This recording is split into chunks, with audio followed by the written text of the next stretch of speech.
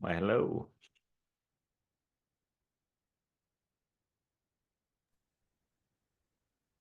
How you guys doing? Hey, good morning, John Michael. Hi, folks.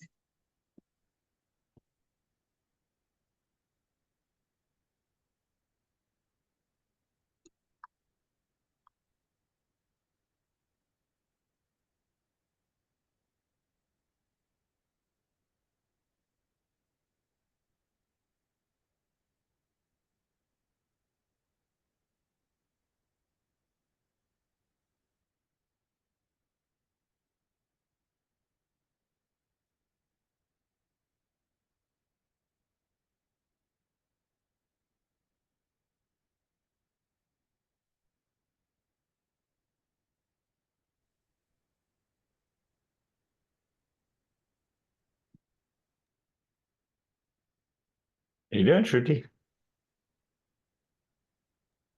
Hey, How did the monthly call go yesterday? yeah, it went well. We had a lot of discussion about, you know, government policies and how that sort of goes in conjunction with what tech does for sustainability. So we had a speaker from that domain, Tom.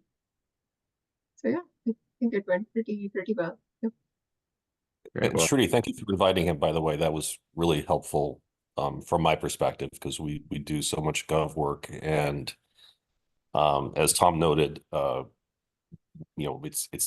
focus hasn't been sustainability and it probably needs to change. So Yeah. that, Yep. that, that was my action item. Yep. Awesome. I'm glad it was helpful. well, I will have to listen to the recording. Check it out. This one's worthwhile, John Michael. This guy he's a DC guy. He meets with senators. He's high level, 10,000 foot, but we need guys like that. So, and he has more technical people in his group. Awesome. Well, I guess all right, let's kick it off. Yeah, yeah.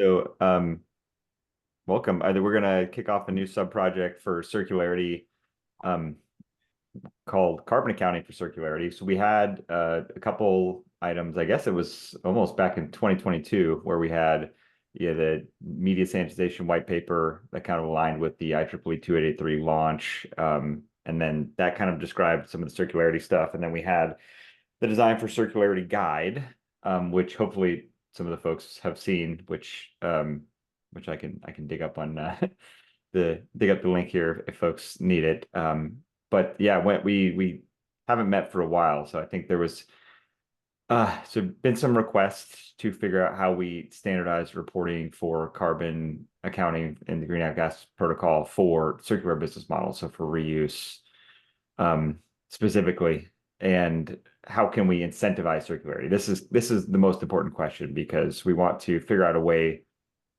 Right now, there are many companies choosing, kind of data security and what their perceived data security as far as like media sanitization policies that include destruction of devices.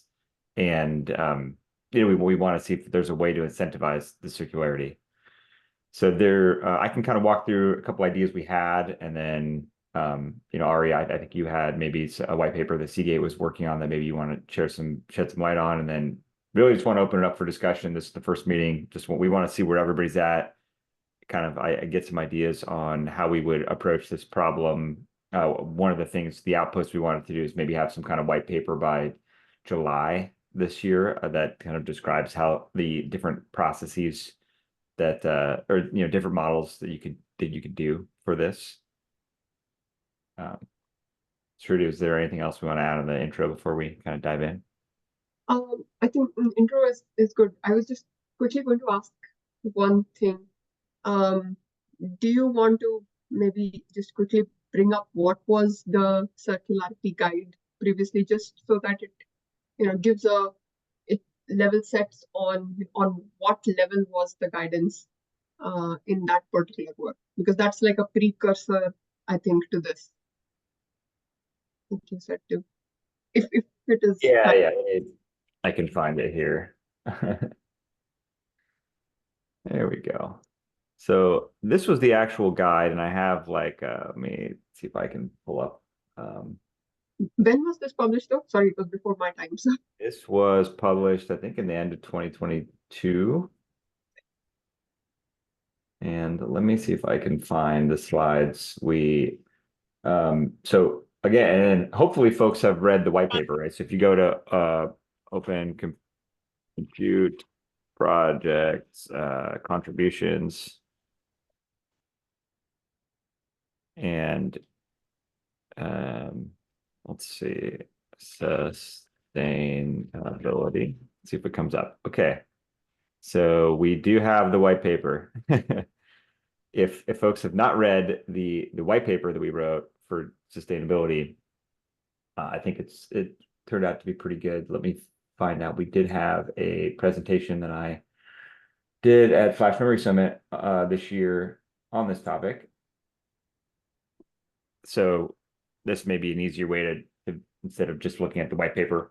But the white paper basically has three sections, right? Transparency, reporting, and metrics, which we've basically gives the guidance for if you're a data center provider, like a data center customer, or if you're a device vendor, how do you report, and what kind of metrics do you want to look at for sustainability, and then there's a whole section on circularity, and then we describe kind of interoperability and efficiency and how a lot of people in the ICT industry get kind of efficiency and sustainability mixed up.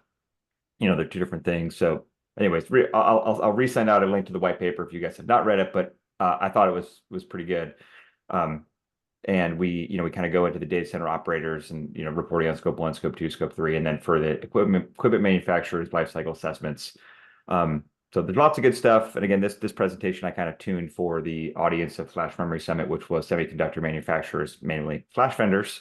So kind of walked into like embodied carbon, scope 3, kind of describing all that stuff to people that aren't familiar with it. But we get to the circularity point, and by the way, we can spend more time on any of these if we wanted to kind of go back. But the way that we have circularity outlined in the white paper basically is these categories. So use extension, reuse is kind of the top priorities because we have just the highest carbon and embodied carbon impact by extending the use period and reusing the device by giving it more use period by giving it to doing transfer of ownership and giving it to another user.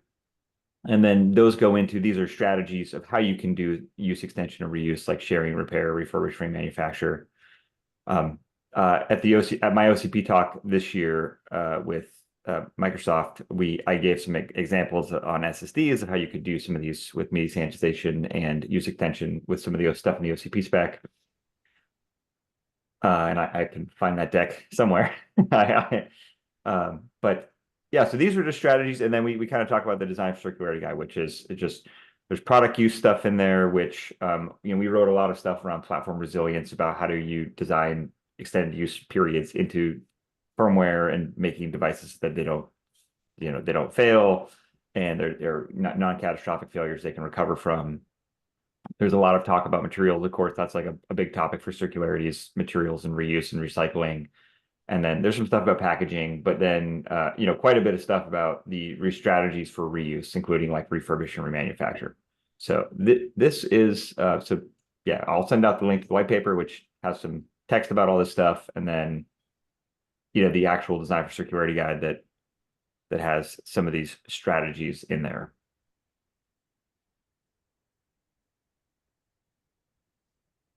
I think so the idea was, okay, great, these are all great, but I thought Intel had a really good it looks like we do have some folks from Intel on the call here. Zane had a really good slide from his keynote this year at the OCP Summit. Let's see, Intel made a claim that said, circularity or modularity can improve embodied carbon or reduce embodied carbon by up to 30%. And I thought that was a good claim. So I'd like to hear some more on that. I worked with Micron. Ari and I have through the nonprofit called Circular Drive Initiative, which we also work on, which is all about sustainability and storage. Micron presented this at Flash Memory Summit this year with me, and they kind of walked through this scenario, which I think is a good kind of example of what we're trying to do here. So, basically, if you have a single-use product, if you look at the life cycle assessment of the product, you have carbon coming from the raw material. In semiconductor manufacturing, there's scope 1 from F gases, scope 2 from purchasing energy, and then you have that front end manufacturing, which happens at the fab, and there's a small amount of carbon in the life cycle assessment that comes from like actually just assembling and testing the devices and shipping them, and then the use period accounts for like the other 50%, and this is like standard electricity mix. So the basic thought process is, look, if you could use the drive for 8.5 years instead of 5 years, this could reduce the embodied carbon by, or total life cycle assessment by up to 40% per year. And so the problem is there's no way to do this right now. So if a cloud vendor or an end customer buys a device, they take the brunt of the embodied carbon as their scope 3 up front when they purchase the device. And so the thought process was, how do we amortize this over a longer period? So if there's just one user, it's pretty easy, right? You're just using the device for longer. So you take the same amount of embodied carbon, but if you were to actually track your embodied carbon per year, per terabyte, or whatever your useful metric is, that would actually go down considerably. The other way is, and we'll get into, there's the new guidance from the SEMI, which I think we'll cover, is something like this, where the first user takes the brunt of the embodied carbon, and then you incentivize second use material. So companies that are using second use material, you incentivize them by giving them no embodied carbon, and they only have basically whatever the assembly and test that's for the refurbishment and remanufacturing, and then the use period for that second use. So there's obviously a desire to move more towards this. If you're a hyperscaler, for instance, and you use a drive for 4 years, and then you sanitize it, and then do a transfer of ownership, and then sell it to somebody, if you could take a certain amount of, you could amortize the total embodied carbon over the life of that device, and you only take a certain percentage of that based on how many years you used it, that would be advantageous to your scope 3. So that's a little bit of background. Was there some comments before we kind of go through this list?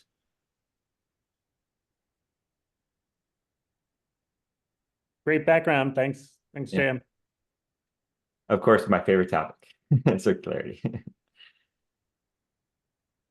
All right, anything we want to add?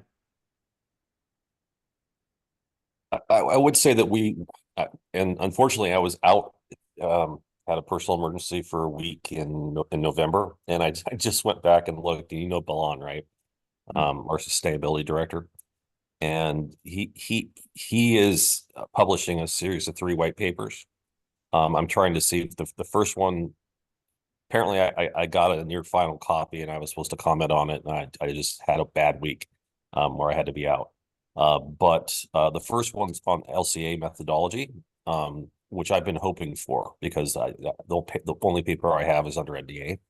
And then we are working with government agencies to see how can we account for or do this without being accused of greenwashing or fudging numbers, that type of thing. So, and it's a complex space, right? And we see a lot of marketing stuff out there that, to my mind, it's just not right. And we try not to do that. But we do have marketing people who are also keen on this. So we're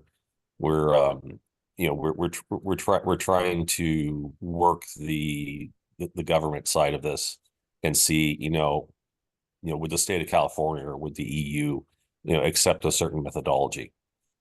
So that's where we're going, and we're only working on obviously a focus is on hard drives for Seagate, but this could set up a template for the rest of the industry. So I think that's my addition. Yeah, looking forward to that white paper, because I know, and this is one of the other topics, right? So we have you can't solve carbon accounting and circularity until you solve carbon accounting.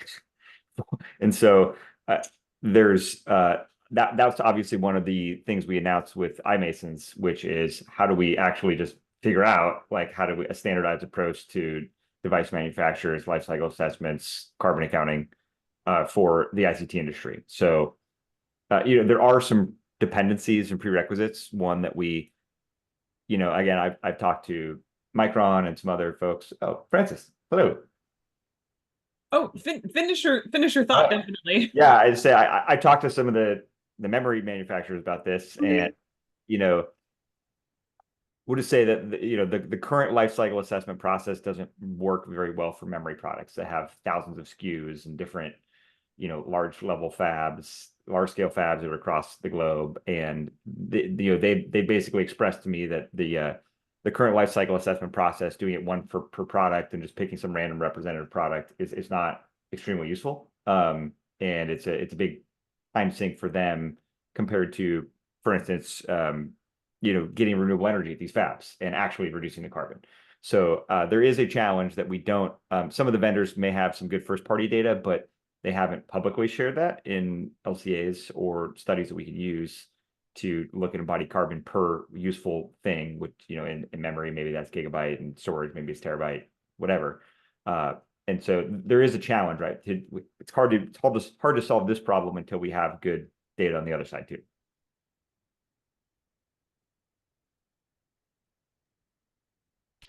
Is it possible to share the link, this Gopi? I would appreciate the white paper. Oh yeah, for sure. We will. Thank you. Well, we'll send these out with the minutes and stuff. But this was the white paper. Okay, sounds good. Thank you. Design for Circularity Guide. Yeah, we'll send all the links out with the minutes. But Francis, okay.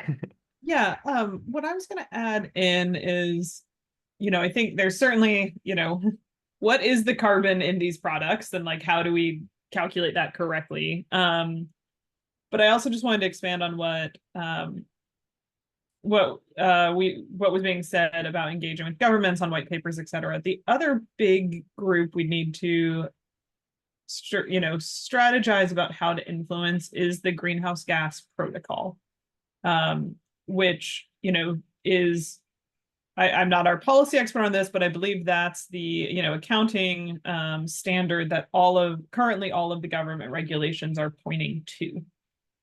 And in the greenhouse gas protocol, there is no clear guidance right now on how you could amortize carbon over years. When you purchase IT gear or sell products, you need to take that full hit in the year you purchase or sell it. I fully support the amortization method. I think that's the way we need to go, but that's not currently blessed by the greenhouse gas protocol. As well as I don't think there's any clear guidance in there about distributing or an acceptable way to distribute emissions over multiple users of a product. And given these regulations that are, coming with rapidly increasing their pace of coming, all pointing to the greenhouse gas protocol, we need to make sure we have a path for influencing that protocol to allow these methods to be applied in.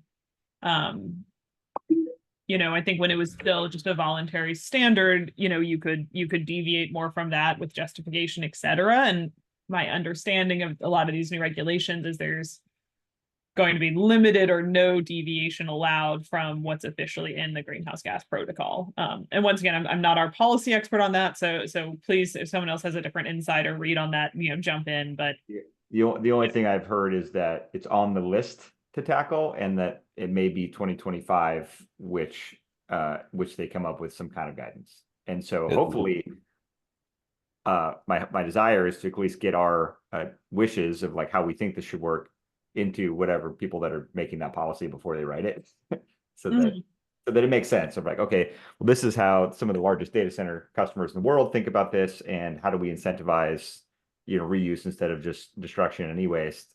And there's like common sense to it, but then how do we do this in a way where we recommend something that's practical?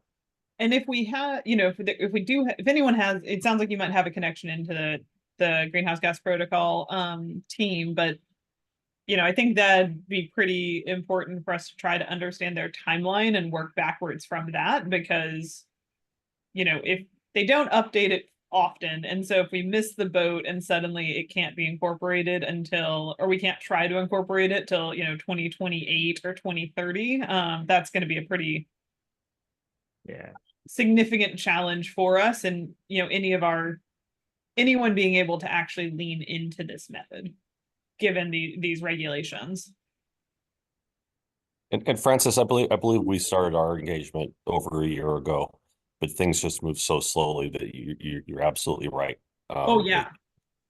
Yeah, I mean, a year means nothing for government regulation and policy. So, so I've we're never trying. heard that they move quickly over on the greenhouse gas protocol space, and that's probably why some of the particularly scope 3 emissions are still so lacking in specificity.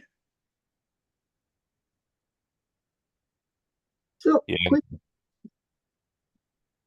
I was going to make a joke sorry, about FIPS 140-3, but that's an inside joke for the storage industry. did I interrupt the joke moment? Sorry. Yeah, sorry. No. I was just going to ask, so yeah, completely agreed with what Francis is pointing out. So JM or Ari, do either of you folks have a contact in with GHG protocol that we can, sort of talk to them? Let me ask that's a question for Blon, our sustainability director, who's been leading these efforts. Unfortunately, he's over in Singapore. So this is a really bad time for him to attend. I would like to get him more involved, and I'll send him an email right now. I've already sent him one during this meeting. I'll send him another one asking about GHG. Yeah, and the one I heard that from the same guy that Ari's talking about, as well as the director of sustainability, Micron, and I think that through some of the connections we have, we can at least find out some more about what they're thinking. But we should also, again, I think that maybe is one of the items we just said. Yeah, we got to figure out how we influence that and track it, and then the other thing was just tracking the other guidances. So the other one that was sent to me recently was this presentation from Semi, with this, they just, the semiconductor organization. Let's see, this is page 20. But this is basically, talking about scope 3 for the semiconductor sector and some guidance on how to report. And they do have a little blurb here about reuse, and it's not much, right? It just says that the first user is going to take the brunt of the upstream emissions. And we don't know the background of why they came, but this is the guidance document, so I think they just wanted to take a stance or something. So, and again, I think we just described kind of how we I believe that the community in OCP has a different stance that wants to more incentivize circularity and give some incentivization to both the first and second user, not just the second user. So I can also find a link. I had to submit my info to download this, but I could send it out with the minutes. And John Michael, just from my perspective, the incentive needs to be for the first user. Otherwise, we never get to a second user.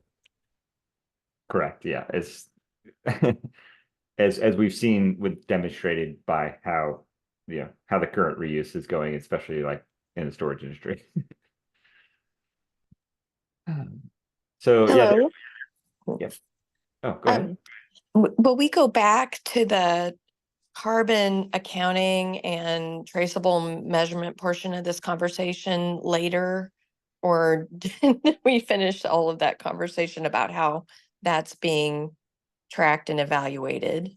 Are we all done with that part of it? I think that's actually the number one most important topic. Okay.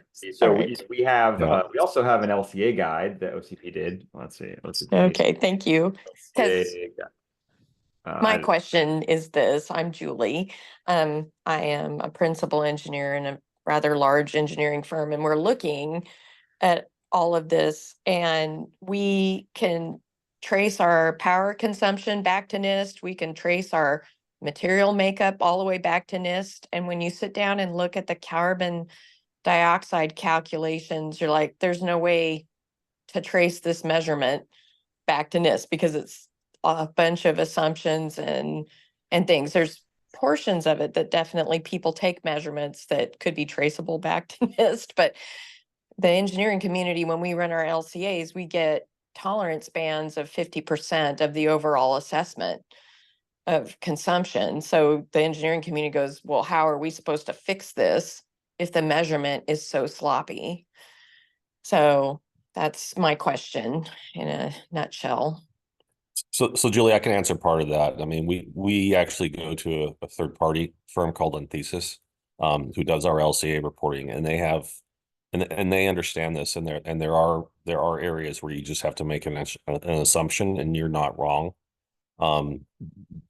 We've been getting better over time, and by better, often that means we can suddenly realize that something is, some component is at a factory using renewable energy, for example. And it's been taking us 10 years just to get to where we are.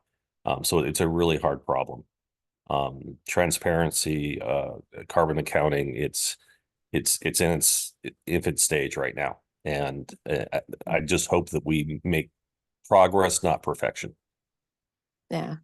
I mean, in general, when you ask an engineering community to make improvement, there are standards committees, I'll pick memory, for instance, there's a DDR consortium that decides what are the correct measurements, what would be the resultant tolerances on those, and how the things work together is decided in a large engineering community. So is there a carbon dioxide engineering standards community that would help with this that we could start referencing?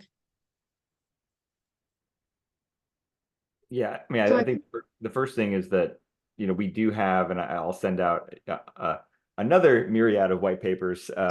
Thank you. I'm sorry. Yeah, no, they're so iMasons just did, and again, like they're going to heavily rely on OCP to be the experts in the ICT industry, especially with data center components. But iMasons is tackling the other stuff in the data center, like the infrastructure, and the actual data center equipment that builds makes up the data center. And they have 2 white papers that they recently released on like methodology for how you do these life cycle assessments and comparing, and how do you compare results, and can you compare results, and what are the best methods to use. And so we want to do, again, these are all kind of tie into this same topic, which is unless you have good data and understand how to measure the carbon impact of a device, then it's impossible to figure out how to do it for secondary use. Yeah, exactly. Yeah, we are very concerned about power consumption in our products, and so the carbon dioxide conversion for that is very messy, and we're having trouble with this. And then secondary, of course, is materials, but that is a whole other host of data issues. So I think it sounds like we're all talking the same language. Thank you for the references. Yeah, and for the semiconductor industry, I would ignore the second one, because semiconductor manufacturing, unfortunately, is carbon intensive. Well, and we're not ignoring it. It's just the data is so convoluted and not trustworthy that it's hard for us to get our head around it, right? Yeah, I mean, there's a paucity of LCAs out there, for like, for example, I look at SSDs because we're storage and we want to compare, and we just can't find the data.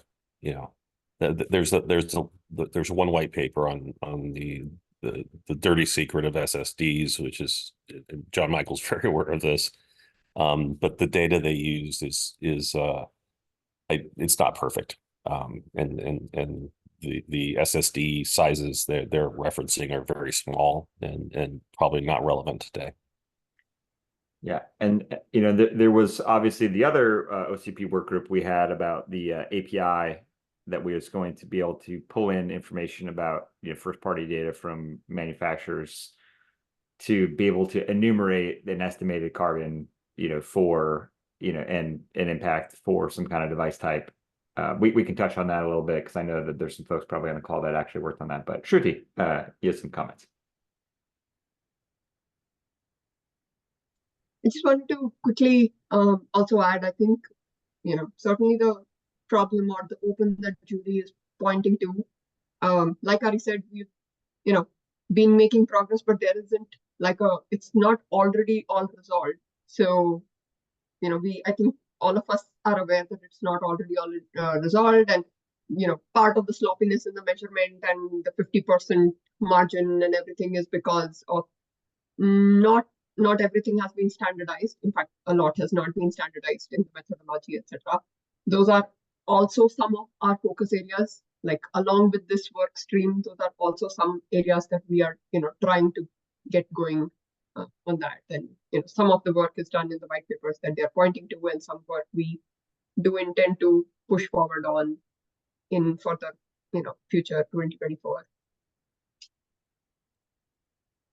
Yeah, and those might determine or influence our timeline, right? Of like how we. So that was kind of where we wanted to go today. Maybe is just figure out like what do we actually want to do. So first we've done some work in OCP to again define what we think circularity is. And again that this is kind of in this white paper. We have this whole section on what is circularity in the ICT industry? What does circularity mean to OCP?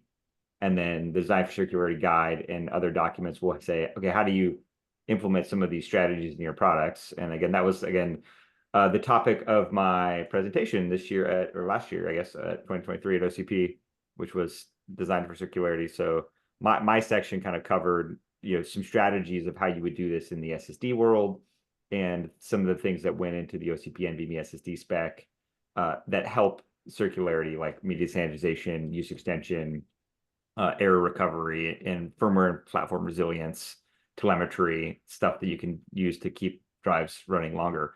So there's one part of this, which is just like we should, remind people that circularity is good, regardless of like, first before we have some good stuff that OCP has already done in this area. And then the second, which is now how do you measure the impact of circularity?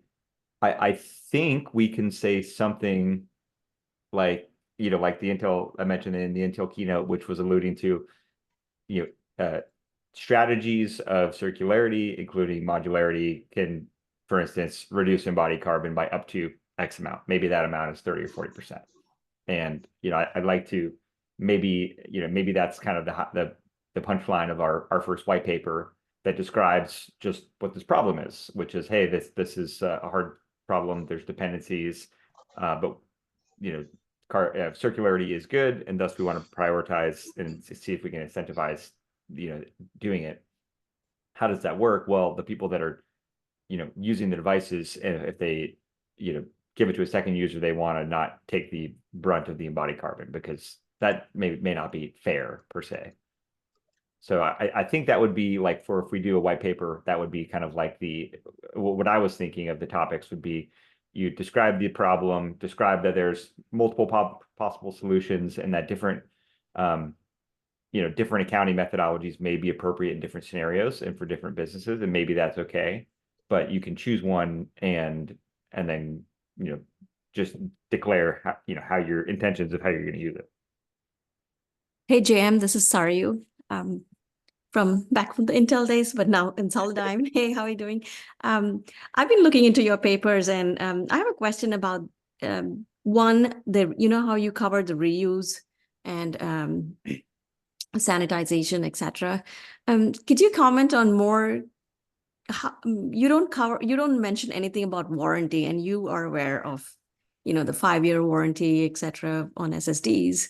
So can you comment a bit about that? I understand, from a sustainability point of view, it makes total sense, but how can we, it's the warranty. We have to think about what do we do about that? So I can't tell you what Seagate does. If we take a drive back, it goes through a factory process where we evaluate it, and then we have white label and green label. Green label drives meet our factory standard for reuse, and they get a 6-month warranty. white label drives get no warranty. We may be working with a partner that offers a longer warranty, but I can't really talk about that right now. Yeah. Yeah. We'll just say I've talked to many of the SSD vendors directly, and the programs for recertification are not great. A lot of them just go through reclaim, which is they basically just pop the NAND die off the boards on drives that didn't have to be destroyed, and then sell that on the open market to somebody making like USB sticks and SD cards and whatnot. And as you're getting to devices that have one higher ASP and higher value per drive, then obviously just sanitizing it makes more sense.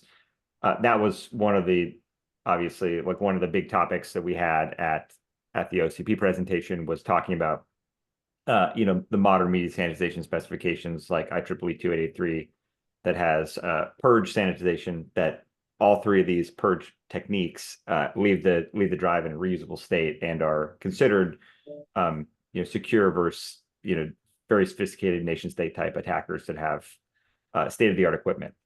And so there's been a little bit of talk about crypto race in the OCP security project about potentially implementing that with firmware attestation as part of SPDM, and to kind of tie in with the sanitize that happens in NVMe. And then the other major part that has been missing is this third-party audit. And so I don't know if folks saw that the SK Hynix did actually have the first drive that went through the OCP Safe program. So if you go here to the OCP Safe repo, there's like documentation about what this security framework appraisal does. And again, if anybody's on the call that makes devices, please go through this OCP Safe firmware audit, because they cover stuff like media sanitization, cryptography, key wrapping, key management. And then the report, you can see like SK Hynix had their first SSD that went through their port, and they have some things that comments that they had, weak passwords, CVEs, just that stuff that they found during that firmware audit. And so the idea is that if the vendors get these third-party firmware audits and they prove that the firmware is actually indeed doing the sanitization properly, and you have firmware attestation, hard words of trust to make sure that the device is running the right firmware, and you use these proper media sanitization techniques like defined in IEEE 2883, then we basically have very, very high trust in the device's capability to actually remove the data, and thus allow you to enable these markets where you're actually able to get them out of a data center, send them back to the manufacturer, recertify them, remanufacture them. And like Ari said, maybe those turn into new products where you have a different type of warranty. Maybe they just go to a distributor, and there's no warranty. There's plenty of people that love buying drives with no warranty. If the price is right, it doesn't really matter for a lot of workloads and use cases. So and JM, I just wanted to add, so to Ari's point, like you could have a third party, right? So when we did this at IT Renew with Sesame, we provided that warranty for for the servers and for the devices, and so we could make an essentially arbitrary commitment to the warranty as long as we were aware of the technology limitations, right? So if we thought there was any reason that the actual failure rate was increased, then we'd charge a bit more for it. But if we thought the failure rate wouldn't go above 1%, 2% AFR that even new devices do, then we could just include that at the base price, right? So I think it doesn't have to be just on the open market without a warranty. You could do it on the open market with a warranty without adding significant cost, as long as you're aware of what you're doing technologically and what kind of risks you're taking. But certainly it doesn't need to burden the original manufacturer of the equipment if that's not logical, right? For them to re-up the warranty in some way. And it's also very different regionally. For example, we estimate that 70% of the hard drives sold in Indonesia are reused hard drives, because that's the price is right, as you mentioned. Yeah. And so as you well know, I mean, at least from my experience, right, you can negotiate the warranty even on new parts, right? And so when I was at EMC, we would regularly take the risk ourselves. And we're like, look, we're buying 10,000 parts. We're okay to take the risk, and we can take a 6-month warranty. rather than, than having the vendor commit to the full 5 years, right? And it was really just a negotiation point, right? It was almost not technological. It's really just a business decision based on who's taking what risks. What's interesting is if you look at for hard drives, for example, there's a bathtub curve, right? And there can be some argument to be made that new drives, probably the best drive you can buy is 1 or 2 years old, because it's proven itself through its first year, and that's not just Seagate, that's our industry. And the second point I'll make is it depends on the use case for the drive. If a drive is 5 years old, maybe it's been heavily used, and then you want to use it as an archive drive, that's going to be a different failure rate than, say, if you put it right back into a high intensity data center environment. That's right. And so obviously for HDD, yeah, there's mechanical kind of issues, right? But then for flash devices, it's actually very nice because the drive will tell you how old it thinks it is, right? Like what you just calculate what the drive DPWM is, DWDM is, and it's all reported in the smart, and so you can say, hey, this drive is used this much of its spec DWDM. Yeah, so I did actually talk to some of the hyperscalers about the use of the OCP C1 log page, which is kind of recovering from firmware errors, and that I was told that it is deployed already and it's reduced firmware failures by a huge significant amount. And so that, like you have a device that has a AFR of like 0.1% and has maybe a 10+ year life cycle and estimated use period, and then you're destroying it after 4 years. I mean, that's just yeah, we're all here for the same reason. It's just mind-blowingly stupid. Right. So, and the great thing about flash devices is that they know and they track it, right? The HDDs, also track, but you often use power on hours, which isn't so excellent. Maybe it's okay for mechanical, but the flash devices, keep track exactly. This is how much data you've read and written. This is the power on hours. If it wasn't powered on, it wasn't being worn out. If it wasn't being read or written, nothing's being worn out. So it's actually device use and reliability is a very important and largely talked about topic in the context of circularity. And if people that are talking about circularity, you should be also talking about like use device reliability and how to understand that for different device types. And yeah, like Eric and myself and other people that have been in this world, it's like obviously people use stuff all the time and it's fine. Right. And I think back to the original point, right? Sorry, that you made, right? What we found at Sesame was that as long as we committed to a warranty, then the customer wasn't concerned about all these issues suddenly because they just wanted to be protected when something goes wrong. And so we had a 3-year warranty by default. We had an upside purchase for a 6-year warranty. And for most customers, that was sufficient because they knew that they were protected, right? So even if somehow the failure rate went to 5% rather than 1%, then the customer was protected, and that's all they wanted to know, right? They, everything else is a little bit just, the details. Thank you.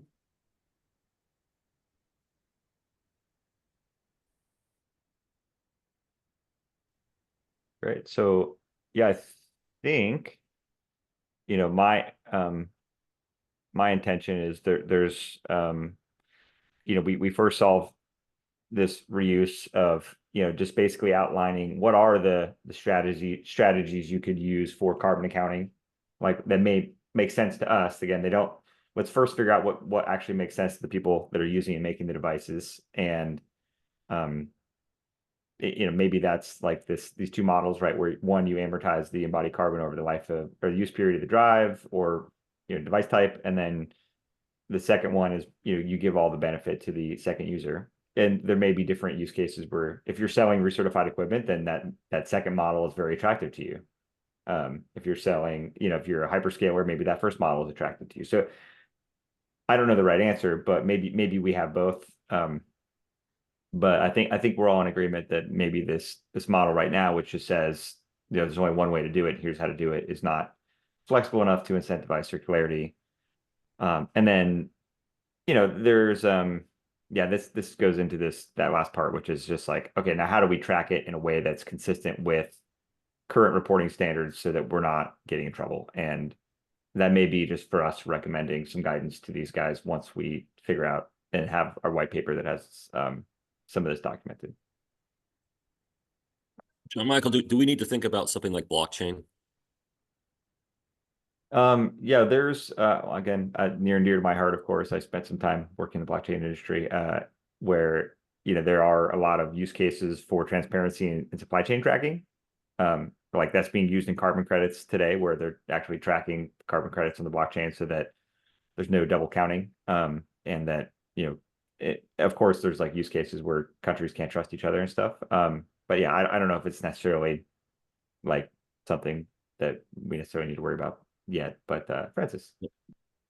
Yeah, if our ultimate goal is to have this become an accepted methodology in the greenhouse gas accounting standards, my personal vote is we probably need to keep it as simple as possible, because those standards need to be able to be applied to all industries across the globe, and organizations that do not have the team of tech experts that most of the companies on this call have, and data experts. And so that'd be my vote away from something as complicated and intensive as blockchain, that just like other industries could probably never do that. And that would probably make it a less, to me, I think if I was the greenhouse gas protocol, I would be less likely to adopt a suggestion that only a handful of companies or industries could achieve. That's an excellent point. I completely agree. I was thinking, I was looking through my straw poke hole where hard drive industry is basically 3 companies. So it might be something that's optional, but I also agree with John Michael. It's probably nowhere near the top of our priority list. Yeah. And probably something we don't need to address at all. It just came to mind suddenly. Oh, no. And I think it's a great point, and probably is where ideally things would be, but I think about where I think, to me, if this is unable to be adopted by the accounting standards, then it's not gonna go anywhere, so I think keeping our eye on that is going to be really key, and keeping our eye on like what's their maturity level, which being in this industry, I still don't fully understand blockchain, and so I have to imagine they might not either. Yeah, one of the things that we did as an exercise in the nonprofit was look at just like estimating the embodied carbon by industry, and for memory and storage, there's some of the memory and storage vendors that only do that, memory and storage, and they report scope 1 and scope 2, and so you can kind of estimate, basically we did like a pretty basic model, which was just take the total TAM for hard drives and SSDs, look at the estimated embodied carbon per gigabyte based on life cycle assessment data, which Ari and I mentioned is, for some vendors is good, for some it's not so good. And then we kind of came up with like an overall TAM impact for if this is the embodied carbon for these industries. And when we did this exercise, the numbers were so astronomically high that it was just like, it was like just absolutely ridiculous. So I don't know if that helps, right? If we need, for instance, like some reasoning of why we need to do this, right?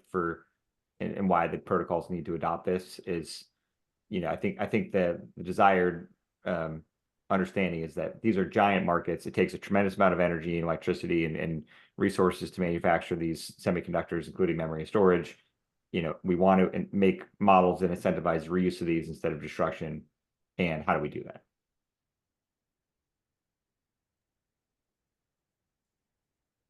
Hello, Sujata here. I'm new to this, so forgive me if this is a stupid question. What you're trying to do is totally against what these giants are trying to do, make us buy newest hardware every year, right? So do you get like any pushback from them? Or like, how do we deal with that? Oh yeah, I'll let Ari. I was just going to say, I've had this concern internally. I'm in a company, we had to scale back considerably over the past year because the storage industry kind of dove. And honestly, we are probably working against our own financial interests. If you just look at from a pure revenue point of view, obviously if we're selling used drives, which we do, we sell over 1 million used drives a year. That's reducing our TAM, our total addressable market for new drives. But there is just a strong culture that says, and also we don't make money doing that. I think there's a myth that is a profit deal for us, and we really don't make any money selling drives. But it is very important to our shareholders. It's very important to our board. We've built up that culture, and I think other companies here are probably in the same mode that we can't live on a planet that gets 5 degrees warmer in 50 years. That might be an exaggeration, but it's just the way. It's just part of the culture. And I think everyone here in this group, because we all work in sustainability, we aren't all making revenue for our companies, right? But we're employed and we're doing this because it's the right thing to do. So that's my short answer. And anybody who works in circularity will be asked this question eventually. Yeah. Yeah, no, what my question is like, how do you convince others who are not in this group? Yeah, one of the other ways we said is that, talking to many of these people that do these sales channels for recertified devices is that it's not eating into the TAM of new drives or new devices. It's people that are buying these for home labs, or people in emerging markets, or people that are buying them for blockchain use case, or like, just emerging markets that aren't necessarily like impacting the TAM of new markets. So we kind of view it as like a new markets.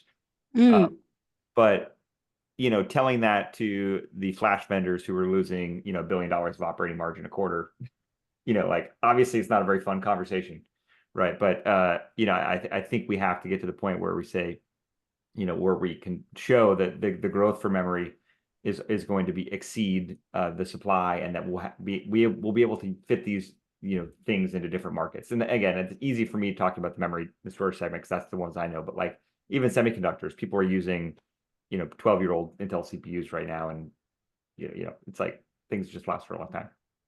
Julie, question. I think one of the things that could help the story here is that newer products typically are more power efficient, because the customers of them are saying, look, I have to pay for the power into the plug of this thing. And so there's probably a great story around, look, we should recycle these old drives until it makes more sense to replace them with the much more efficient, energy consumption efficient new drives.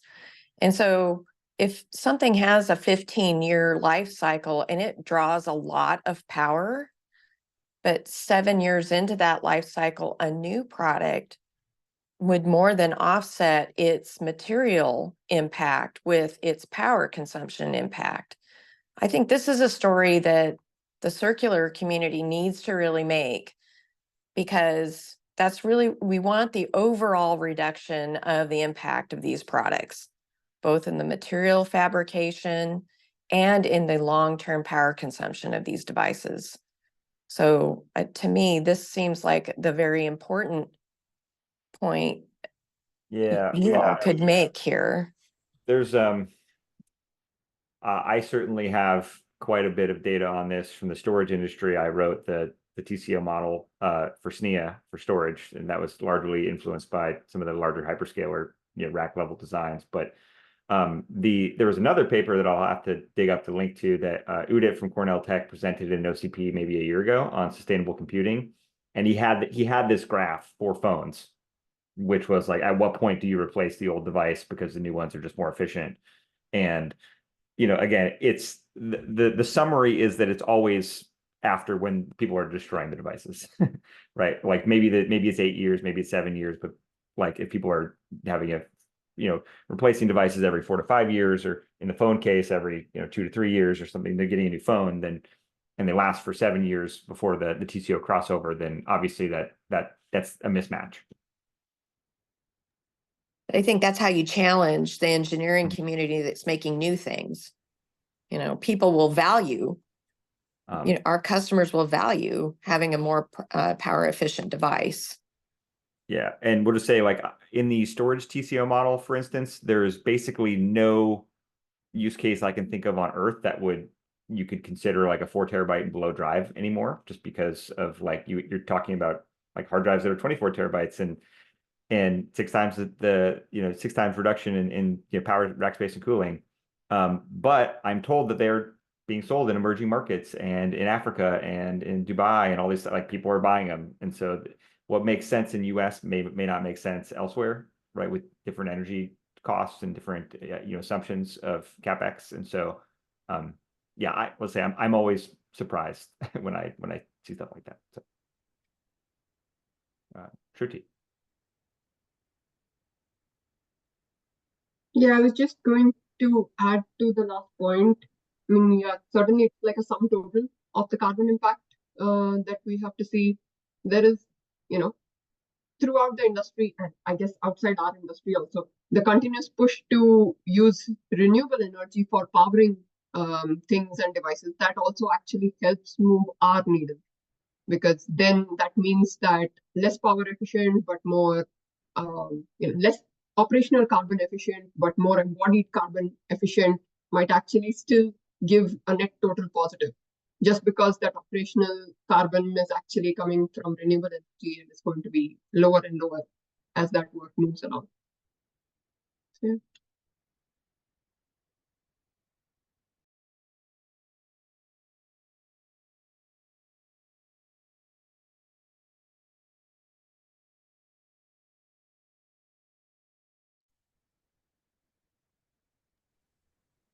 Awesome. Corey, you have your hand up? Yeah, just letting JM. Oh, Corey, yes. Go Yeah. ahead. Hello. Hello, everyone. I just wanted to comment on use cases. Another use case, John Michael, I appreciate all of those. Absolutely right. And telling the story, and also the openness of the OEMs like Seagate to this long-term sustainability issue. But a use case that we're seeing developing is third-party maintenance of these devices, as companies are trying to utilize their data center devices, rather than 3 to 5 years, pushing it out to 5 to 8 years. There's a need for parts to continue to maintain their systems. I know the big hyperscalers have their own reverse logistics hubs and circular centers, but most, even Fortune 500 companies, can't put those in place. So they're relying on whether the OEMs have a program or the third-party market has a program. Third-party maintenance is booming as a result of this, and companies like IT Renew and Alta are supplying hundreds of thousands of parts a year to these companies just to maintain their legacy systems. In some ways that's a good thing, in some ways it's a bad thing. I mean, from a hard drive perspective, if you're running a data center with 14 terabyte hard drives and there are 30 terabyte hard drives available, the carbon impact per terabyte is night and day different. It's very simple math, obviously, but also, I mean, the cost of rebuilding a data center or decommissioning one is also very high, and I think that's another aspect is in that case. And I understand you're in the business of providing parts, and that's probably a good thing. But also, once you decommission, where does all that equipment go? And that's, again, IT Renew or Iron Mountain, etc. So yeah, excellent point, Corey, though. So yeah, and maybe, Shruti, I think what I'm hearing too is there's maybe just a desire for just some broader circularity topics in the OCP sustainability thing of like, just kind of, maybe we should just do like a recap at one of the monthly meetings about like, here's the state of the union on circularity for OCP. So again, we have done a tremendous amount of work here. Maybe people have kind of forgotten about some of the stuff that we have done or published through OCP, but we have made a lot of progress, and folks like Ari and myself have been talking about this pretty every week or so. generally have answers to lots of these questions and people's aversion to this. But yeah, impossible to get through in one kind of meeting. But so we were thinking about, and we're out of time. We were thinking about monthly cadence or something for this meeting. Does that work for people? General. Seems like we got 19 folks or whatever this time. Might seems like it's okay. Okay, great. Well, we'll try to meet again in March and continue the conversation. And obviously we'll need lots of volunteers for the white paper and the work. And again, we'll try to anybody who else has other links we want to send out to the group on circularity or relevant case studies. Send them to Shruti and myself and Ari, and we will get them out. So Jim, just to clarify, are we saying the third Thursday of every month? Yeah. Okay. Yeah, just like monthly cadence, I guess, from now, whatever 1 month out, 4 weeks from today. Yeah, because this is the third Thursday of February, so I was just wondering, shall we keep that as the cadence? Yeah, we can look at the 14th or the 21st, which one's better for everybody, but yeah, Okay. so, well, look out for the next one. Hopefully we'll get it figured out, and Okay, sounds have a good. great Thank you. weekend. Yeah, thank you. You too. Thanks, John Michael. Thanks, Shruti. Very much. Bye-bye. Thank you. Thank Bye. you. Shruti. Thank you for including me. Thank you for joining.